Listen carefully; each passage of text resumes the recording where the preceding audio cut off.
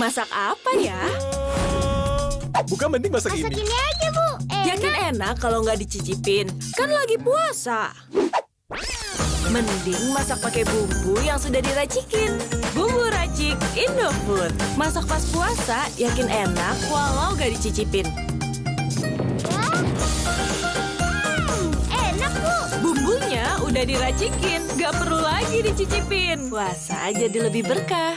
Assalamualaikum warahmatullahi wabarakatuh. Perkenalkan, nama saya Desi Mayangsari dengan NPM 150 dari kelas konsentrasi pemasaran 5A2 pemasaran. Di sini saya akan membahas tentang pemasaran strategi. Yang pertama ada peran penting pemasaran. Peran penting pemasaran ini dibagi menjadi 3, yaitu ada konsep inti pemasaran, manajemen pemasaran, dan orientasi perusahaan terhadap pasar. Konsep inti pemasaran. Konsep inti pemasaran adalah dasar-dasar atau prinsip-prinsip utama yang menjadi landasan dalam melakukan kegiatan pemasaran. Konsep ini membantu perusahaan untuk memahami dan memenuhi kebutuhan serta keinginan pelanggan dengan lebih efektif. Terus yang kedua ada manajemen pemasaran. Manajemen pemasaran adalah proses perencanaan, pelaksanaan, dan pengendalian kegiatan pemasaran untuk mencapai tujuan bersama. Tujuan utama dari manajemen pemasaran adalah untuk memenuhi kebutuhan dan keinginan pelanggan dengan menghasilkan nilai tambah melalui produk atau layanan yang ditawarkan. Terus yang ketiga ada orientasi perusahaan terhadap pasar. Orientasi perusahaan terhadap pasar adalah filosofi atau strategi bisnis di mana perusahaan berfokus pada kepuasan kebutuhan dan keinginan pelanggan melalui produknya. Yang selanjutnya ada perencanaan strategi korporasi. Perencanaan ini yaitu proses perumusan dan pelaksanaan rencana jangka panjang untuk mencapai tujuan perusahaan secara keseluruhan. Strategi korporasi melibatkan pengambilan keputusan tentang arah pertumbuhan perusahaan, alokasi sumber daya, diverifikasi, dan strategi pemasaran yang akan diambil. Unit bisnis dalam PT Indofood Sukses Makmur Tbk. Bogasari Flour Mills, produsen tepung terigu terbesar di Indonesia dan salah satu produsen terbesar di Asia. Unit bisnis ini juga memproduksi bahan makanan lainnya seperti mie instan, tepung bumbu, dan kecap. Dan selanjutnya ada Indofood CBP. Ini memproduksi berbagai macam minuman termasuk air mineral, minuman isotonik, minuman berenergi, dan jus buah. Selain itu, Indofood juga memproduksi produk makanan ringan seperti keripik kentang dan kacang. Selanjutnya ada Indofood Customer Goods, yaitu memproduksi dan memasarkan berbagai macam produk, makanan, dan minuman konsumen, termasuk mie instan, biskuit, sereal, dan minuman kemasan. Selanjutnya ada misi. Yang pertama, untuk terus meningkatkan karyawan kami, proses kami, dan teknologi kami. Yang kedua, untuk menghasilkan kualitas tinggi, inovatif, dan terjangkau. Terus yang ketiga, produk yang disukai oleh pelanggan. Yang keempat, untuk memastikan ketersediaan produk-produk kepada pelanggan domestik dan internasional. Yang kelima, untuk memberikan kontribusi pada peningkatan kualitas hidup masyarakat Indonesia dengan penekanan pada gizi. Yang keenam, untuk terus meningkatkan stakeholder value. Perencanaan strategik bisnis. Perencanaan ini adalah proses penetapan tujuan jangka panjang perusahaan, pengambilan tindakan, dan alokasi sumber daya dalam rangka mencapai tujuan strategi perusahaan.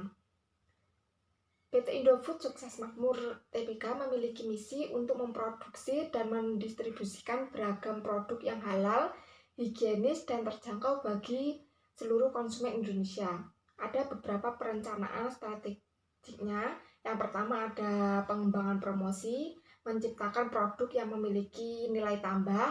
Yang ketiga, menghasilkan produk baru atau varian-varian baru. Yang keempat, membangun jaringan. Untuk selanjutnya, misi bisnis PT Indofood. Yang pertama, memberikan solusi berkelanjutan untuk kebutuhan pangan. Yang kedua, terus meningkatkan karyawan, proses, dan teknologi yang dimiliki. Yang ketiga, berkontribusi pada kesejahteraan masyarakat dan lingkungan secara berkelanjutan. Yang keempat, terus meningkatkan nilai-nilai pemangku kepentingan. Untuk selanjutnya, ada proses pemasaran. Proses pemasaran melibatkan serangkaian langkah yang dilakukan untuk mempromosikan dan menjualkan produk dan layanan kepada pelanggan. Dimulai dari penelitian pasar, memahami kebutuhan dan preferensi pelanggan, membagi pasar menjadi segmen yang lebih kecil, menentukan nilai unik yang ditawarkan kepada pelanggan, mengembangkan strategi yang mencakup tujuan dan target pasar. Proses pemasaran adalah siklus berkelanjutan yang membantu perusahaan untuk mencapai tujuan dan memenuhi kebutuhan pelanggan dengan efektif. Hakikat dan isi rencana pemasaran. Hakikat dan isi rencana pemasaran ini sebagai panduan strategis yang dirancang untuk mencapai tujuan pemasaran perusahaan. Rencana pemasaran membantu perusahaan mengarahkan upaya pemasaran mereka dan mencapai keberhasilan dalam pasar yang kompetitif. Isi rencana ini mencakup analisis pasar, tujuan pemasaran, strategi pemasaran, serta menetapkan metrik yang akan digunakan untuk mengukur keberhasilan kampanye pemasaran. Yang selanjutnya ada para pelaku lingkungan mikro perusahaan. Para pelaku lingkungan mikro perusahaan adalah individu atau kelompok yang memiliki pengaruh langsung terhadap operasi dan kinerja perusahaan. Pelaku dalam lingkungan mikro meliputi yang pertama ada pelanggan, pemasok, pesaing, mitra bisnis, dan karyawan. Yang selanjutnya pada lingkungan makro perusahaan. Ini dimaksud faktor-faktor eksternal yang berada di luar kendali langsung perusahaan, tetapi memiliki dampak signifikan terhadap operasi dan kinerja perusahaan secara keseluruhan. Pelaku dalam lingkungan ini meliputi yang pertama ada ekonomi, sosial dan budaya, teknologi, lingkungan, hukum, dan yang terakhir ada regulasi serta politik. Yang selanjutnya ada model perilaku konsumen. Model perilaku konsumen ini adalah kerangka konseptual yang digunakan untuk memahami bagaimana individu membuat keputusan pembelian. Model ini coba menjelaskan faktor-faktor yang mempengaruhi perilaku konsumen, termasuk kebutuhan, preferensi, persepsi, dan faktor lingkungan. Dan untuk selanjutnya ada faktor-faktor yang mempengaruhi perilaku konsumen. Ada beberapa faktor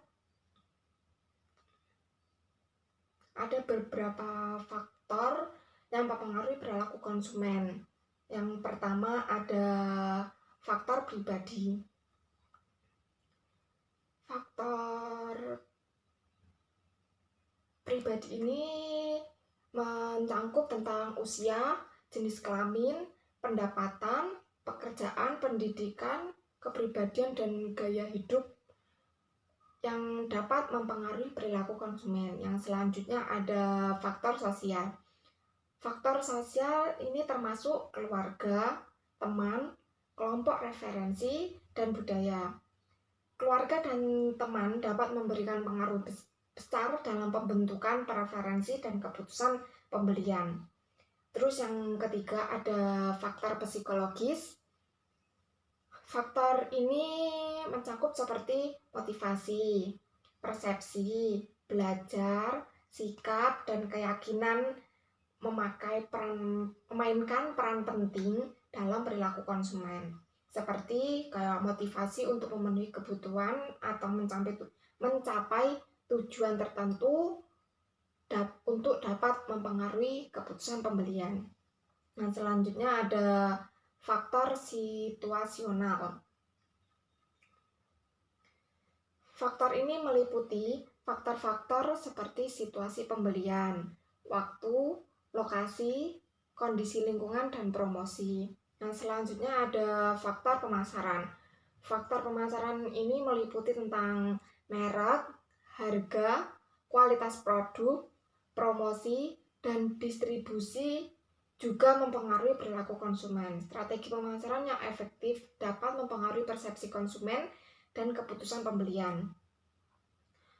Terus yang selanjutnya ada proses keputusan pembelian. Dalam proses keputusan pembelian itu ada beberapa tahap. Yang pertama ada pengenalan masalah. Konsumen dalam proses yang pertama ini, konsumen mengidentifikasi kebutuhan atau masalah yang perlu dipecahkan. Misalnya mereka mungkin merasa lapar dan ingin mencari makanan yang praktis dan lezat. Yang kedua ada pencarian informasi. Konsumen bisa mencari informasi tentang produk yang tersedia untuk memenuhi kebutuhan mereka. Mereka dapat mencari informasi melalui internet, media sosial, iklan, atau dari teman atau pengalaman pribadi mereka. Terus yang kedua ada evaluasi alternatif. Konsumen dapat membandingkan berbagai alternatif produk yang ada berdasarkan kriteria seperti harga, kualitas, merek, dan fitur produk. Terus yang keempat ada pengambilan keputusan. Konsumen memilih produk yang paling sesuai dengan kebutuhan dan preferensi mereka.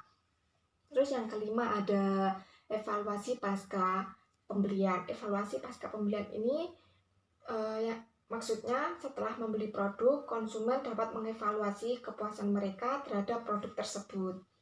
Yang selanjutnya ada persepsi konsumen setelah melakukan pembelian. Persepsi setelah melakukan pembelian ini dapat bervariasi tergantung pada pengalaman dan kepuasan yang dirasakan. Ada beberapa kemungkinan persepsi konsumen setelah melakukan pembelian. Yang pertama ada kepuasan. Jika konsumen merasa puas dengan produk atau layanan yang dibeli, persepsi mereka akan negatif. Mereka mungkin merasa bahwa produk atau layanan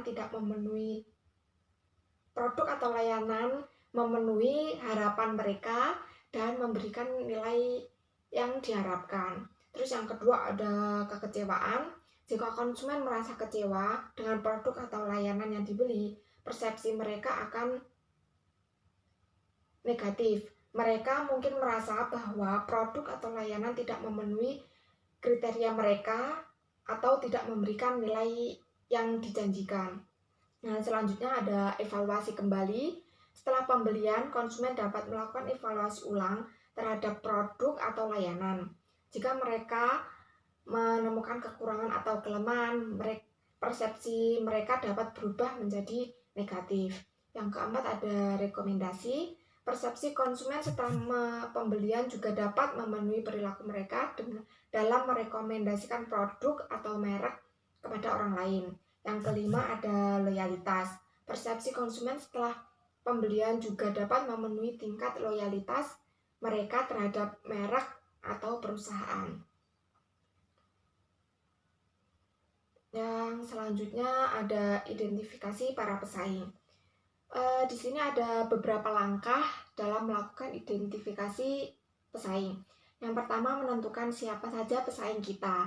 Yang kedua, pelajari produk dan layanan yang ditawarkan oleh pesaing. Yang ketiga, pelajari engagement konten pesaing. Yang keempat, coba membuat analisis SWOT. Yang kelima, mengidentifikasi kekuatan dan kelemahan pesaing. Untuk yang selanjutnya ada identifikasi strategi pesaing. Yang pertama ada riset pasar, terus analisis pesaing, identifikasi produk dan layanan. Nah, selanjutnya ada pantau media sosial mereka. Terus yang selanjutnya kunjungi toko pesaing. Terus yang terakhir analisis bagaimana pesaing memasarkan produk dan layanan mereka. Dan selanjutnya ada menentukan sasaran para pesaing. Di sini ada beberapa langkah yang dapat dilakukan untuk menentukan sasaran pesaing. Yang pertama ada mengumpulkan informasi tentang target dan sasaran pesaing. Yang kedua, mengidentifikasi strategi pesaing. Yang ketiga, menganalisis kinerja pesaing. Yang keempat, menilai sikap pesaing terhadap pelanggan. Yang kelima, mengumpulkan informasi tentang sikap pesaing terhadap pelanggan. Segmentasi pasar. Segmentasi pasar adalah strategi perusahaan untuk mengetahui target konsumen dengan lebih baik. Hal ini dilakukan dengan membagi pasar menjadi kelompok-kelompok penjualan yang berbeda, yang memiliki karakteristik, kebutuhan, dan perilaku yang serupa. Yang selanjutnya, penetapan pasar sasaran. Penetapan pasar sasaran adalah proses identifikasi dan pemilihan segmen pasar yang paling cocok untuk produk atau layanan tertentu. Dalam penetapan pasar sasaran, perusahaan menganalisis karakteristik demografis, geografis, psikografis, dan perilaku konsumen untuk mengidentifikasi kelompok yang paling mungkin tertarik dan membeli produk atau layanan mereka. Penempatan produk pada pasar sasaran. Yang pertama, kenali kebutuhan dan keinginan konsumen.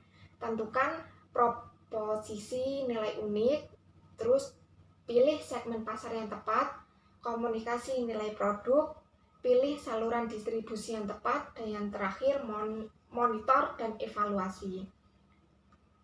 Yang selanjutnya, penetapan produk baru.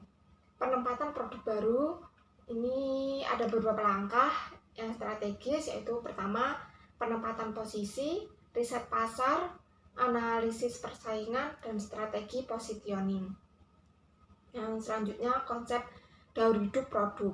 Konsep daur hidup produk mengacu pada tahapan-tahapan yang dialami oleh produk dari awal perkenalan hingga akhir keberadaannya di pasar. Terdapat 4 tahapan utama dalam konsep daur hidup produk, yaitu yang pertama perkenalan, yang kedua pertumbuhan, yang ketiga ada kematangan, dan yang terakhir ada penurunan. Tahap perkenalan. Tahap perkenalan dalam siklus hidup produk adalah pertama, tahapan ini di mana produk baru diperkenalkan ke pasar. Pada tahap ini, produk mulai diproduksi dari bahan baku dan hasil produksi merupakan produk atau barang baru yang diperkenalkan kepada masyarakat. Yang selanjutnya ada tahap pertumbuhan. Dalam tahap pertumbuhan ini, siklus hidup produk adalah ketahuan keberhasilan produk setelah mereka diperkenalkan ke pasar. Ada beberapa karakteristik yang muncul, yaitu yang pertama ada peningkatan penjualan, pesaing di pasar, kesadaran merek, inovasi produk, dan harga produk. Dan selanjutnya ada tahap kedewasaan. Dalam tahap ini, siklus hidup produk terjadi ketika produk telah diterima oleh sebagian besar pembeli potensial. Pada tahap ini, penjual produk cenderung stabil dan persaingan di pasar semakin ketat. Yang selanjutnya ada tahap kemunduran. Tahap kemunduran ini adalah tahap dalam siklus hidup produk yang berarti produk mulai mengalami penurunan dari permintaan, angka penjualan, dan keuntungan karena fungsinya yang sudah tidak lagi relevan dengan kebutuhan konsumen atau hadirnya produk lain yang jauh lebih baik dan sesuai dengan kebutuhan konsumen. Dalam tahap ini, usaha promosi dan kualitas barang harus dilakukan seiring dengan memperhatikan persaingan yang muncul.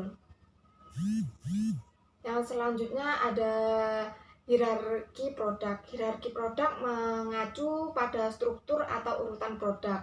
Dalam suatu perusahaan atau industri, ini menggambarkan bagaimana produk berbeda dalam hal fungsionalitas, fitur, harga, dan segmen pasar yang ditargetkan. Pada umumnya, Hierarki produk terdiri dari beberapa tingkatan, di mana setiap tingkatan mewakili produk dengan kompleksitas atau nilai tambah yang berbeda. Klasifikasi produk. Metode yang digunakan dalam klasifikasi produk diantaranya klasifikasi berdasarkan jenis produk, berdasarkan fungsi, berdasarkan siklus hidup produk, berdasarkan harga. Terus yang selanjutnya lini produk kemasan dan label. Lini produk adalah kumpulan produk yang berkaitan erat karena menjalankan fungsi yang sama, dijual kepada kelompok konsumen yang sama, dijual melalui jenis outlet yang sama, atau diberi harga dalam batas harga yang ditentukan. Penetapan harga adalah cara untuk menentukan harga terbaik untuk produk atau layanan Anda menggunakan model analitik. Terus ada memodifikasi harga. Memodifikasi harga merupakan praktik yang umum dalam strategi pemasaran. Perusahaan seringkali memodifikasi harga dasar untuk mengakomodasi perbedaan produk, lokasi, waktu, dan perilaku pembelian. Perubahan harga. Untuk menanggapi perubahan harga, terdapat beberapa strategi yang dapat diterapkan. Menurut Good Dr. IT, perusahaan sebaiknya menganalisis segmen pasar yang berbeda, meningkatkan kepuasan pelanggan, mengikuti tren pasar, dan menjaga agar tetap agresif dalam menanggapi perubahan harga pesaing. Pengembangan komunikasi yang efektif. Pengembangan komunikasi yang efektif adalah proses merancang dan mengimplementasikan strategi komunikasi untuk mencapai tujuan tertentu dengan cara yang tepat dan efisien. Bauran pemasaran adalah kombinasi dan berbagai elemen promosi yang digunakan untuk mempromosikan produk atau jasa. Hasil dari promosi dapat diukur dengan berbagai cara, seperti peningkatan penjualan, peningkatan kesadaran merek, dan peningkatan loyalitas pelanggan. Terus media promosi ini jenis media promosi yang dapat digunakan yaitu media cetak seperti koran, majalah, brosur, atau poster. Terus media elektronik itu seperti radio dan televisi. Media digital seperti website atau sosial media.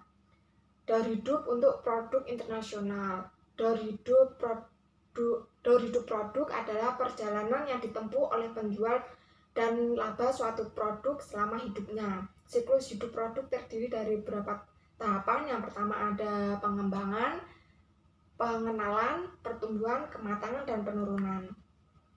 Lingkungan pemasaran internasional. Lingkungan pemasaran internasional mencakup berbagai aspek yang mempengaruhi keberhasilan bisnis dalam pasar global. Terus memutuskan pasar yang akan dimasuki. Memutuskan pasar akan dimasuki ini maksudnya langkah penting dalam memasarkan produk ke pasar global. Ada berbagai cara untuk memutuskan pasar yang akan dimasuki. Yang pertama, melakukan riset pasar, menyesuaikan produk dengan karakter pasar, memperkuat mutu produk, menentukan negara yang akan dituju, mempertimbangkan lingkungan pemasaran internasional, yang terakhir mempertimbangkan waktu.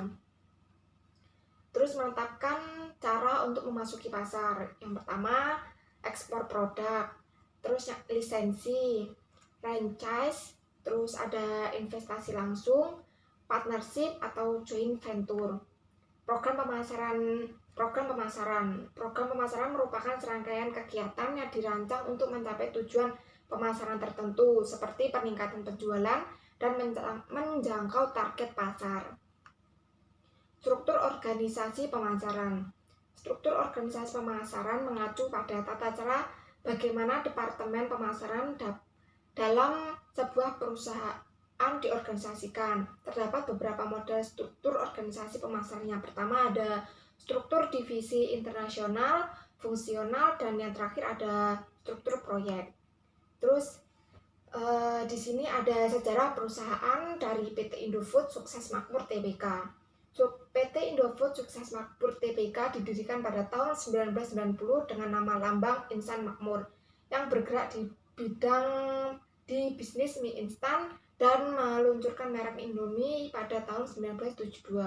Pada tahun 1992, Perusahaan ini diambil alih seluruh sahamnya oleh Salim Group dan mengalami sejumlah restrukturisasi dan penggabungan dengan perusahaan lain di bawah naungan Salim Group. Saat ini PT Indofood Sukses Makmur Tbk merupakan perusahaan besar di Indonesia yang bergerak di industri makanan dan minuman dengan markas besar di Jakarta Selatan. Di sini ada studi kasus perusahaan Indofood. Perusahaan Indofood adalah salah satu perusahaan makanan terbesar di Indonesia. Mereka memiliki berbagai macam produk seperti mie instan, biskuit, minuman, makanan bayi, dan banyak lagi. Perusahaan ini memiliki ribuan karyawan yang bekerja di bidang divisi dan lokasi di seluruh Indonesia. Salah satunya tantangan dalam komunikasi perusahaan Indofood adalah menjaga keterbukaan dan efektivitas komunikasi antara manajemen dan karyawan. Karena perusahaan ini memiliki banyak divisi dan lokasi yang tersebar, penting untuk memiliki saluran komunikasi yang efisien dan terbuka agar informasi dapat dengan cepat dan akurat disampaikan kepada semua karyawan. Selanjutnya, melalui ini manajemen dapat mengirimkan pengumuman dan berita terbaru kepada semua karyawan secara efisien. Selain itu juga, Indofood juga mengadakan pertemuan rutin antara manajemen dan karyawan. Pertemuan ini memberikan kesempatan bagi karyawan untuk berbagai masalah ide dan saran mereka kepada manajemen. Ini juga menjadi platform untuk menyampaikan informasi penting secara langsung kepada karyawan. Indofood juga menggunakan media sosial dan platform digital lainnya untuk berkomunikasi dengan karyawan dan masyarakat luas. Mereka memiliki akun media sosial yang aktif di mana mereka membagikan berita perusahaan, kampanye produk, dan informasi terkait lainnya. Ini membantu meningkatkan eksternal Indofood. Ini membantu meningkatkan transparansi dan keterlibatan karyawan dengan perusahaan. Dalam hal ini, komunikasi eksternal Indofood juga berkomunikasi dengan para pemangku kepentingan eksternal seperti pelanggan, pemasok, dan masyarakat umum. Mereka menggunakan berbagai saluran komunikasi seperti iklan di televisi, media cetak, dan media sosial untuk mempromosikan produk mereka dan menjaga hubungan baik dengan para pemangku kepentingan. Kesimpulan dari studi kasus berikut adalah Indofood memiliki strategi komunikasi yang kuat untuk menjaga keterbukaan dan efektivitas komunikasi di antara manajemen dan karyawan. Mereka menggunakan berbagai saluran komunikasi internal dan eksternal, serta memanfaatkan teknologi digital untuk meningkatkan keterlibatan dan transparansi. Ini membantu memastikan bahwa informasi dapat dengan cepat dan akurat disampaikan kepada semua pihak. Saran untuk PT Indofood ini, yang pertama, diharapkan PT Indofood lebih meningkatkan komunikasi dua arah. Yang kedua, membuat saluran komunikasi yang mudah diakses.